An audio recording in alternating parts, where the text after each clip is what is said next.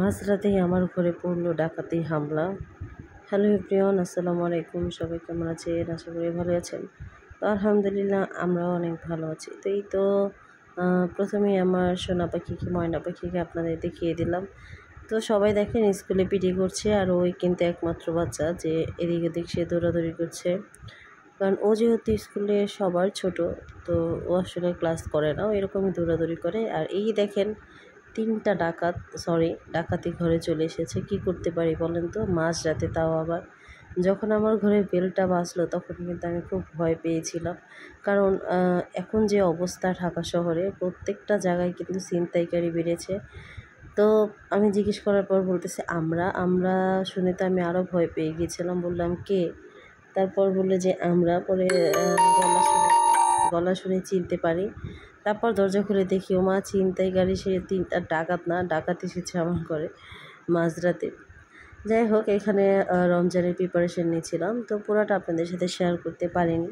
তো এখানে যে রমজানের জন্য পেঁয়াজ কেটে রাখতেছিলাম, যতটুকু পেরেছি ততটুকুই করে রেখেছি, আর আপনাদের সাথে পুরোটা কিন্তু ভিডিও করতে পারিনি। আর এখানে বিকালে নাস্তা বানিয়ে নিচ্ছিলাম, এটা কিন্তু রমজানের জন্য না, এটা হচ্ছে বিকালের নাস্তার জন্য বানিয়ে নিচ্ছিলাম। তো যাই হোক, আমরা সবাই যেহেতু চিকেন ফ্রাই অনেক পছন্দ করি, এর জন্য বানিয়ে নিচ্ছিলাম। তো আমার ভিডিওটা যদি আপনাদের ভালো লেগে থাকে অবশ্যই কিন্তু আমার চ্যানেলটা সাবস্ক্রাইব করবেন এবং লাইক দিয়ে কিন্তু আমার পাশেই থাকবেন। অনেকজনের ভিডিও দেখেন ঠিকই, কিন্তু লাইক দিতে ভুলে যান। প্লিজ দয়া করে সবাই একটি লাইক দিয়ে দিবেন। তার এখানে এইটা হচ্ছে রমজানের প্রিপারেশন, আপনাদের সাথে একটু শেয়ার করলাম। সেটা যে সবই মোটামুটি কমপ্লিট, দইটা বাকি ছিল। তো রাত বাজে প্রায় 11:30টার মতো।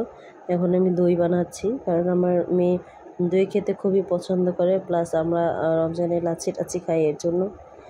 এই তো এখানে লাচ্ছি বানিয়ে নিচ্ছি।